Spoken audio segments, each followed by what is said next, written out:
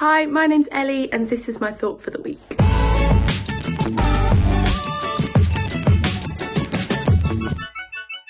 I don't know about you, but at the moment it feels like the weeks are absolutely flying by, especially as we're in this Christmas season right now.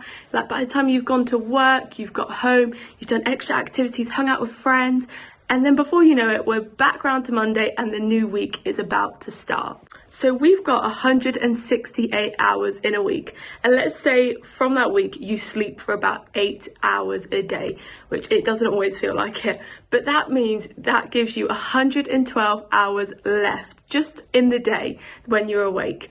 But of those hours, let's say, okay, on average, you work 32 hours a week. That gives you 80 hours left in your week when you're not working, sleeping, or doing anything else. So that gives you 80 hours of free time. Let me tell you what you could do with 80 hours of free time.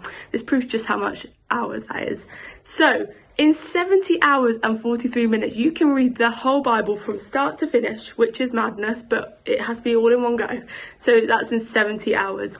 You could also fly to Australia, fly back to England, back to Australia, and then back to England again within 80 hours. It might be a little bit pricey though.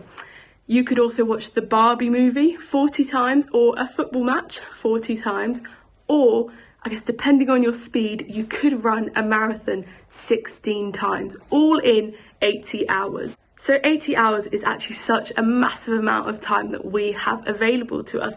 And I wonder how we can spend this for God. So in Matthew 28 verse 19, it says, "Go and make disciples of all nations, baptizing them in the name of the Father, Son and Holy Spirit, and teaching them to obey everything that I have commanded you." So I want us to imagine today, what could our workplace look like? What could Reading look like? Or what could the world look like if we use these 80 hours for the good of God? I wonder how much could change. How many people could we tell about God instead of watching TV or going on our phones? So maybe in these hours we could spend them serving him. In Matthew 23 verse 11, it says, "The greatest among you will be your servant."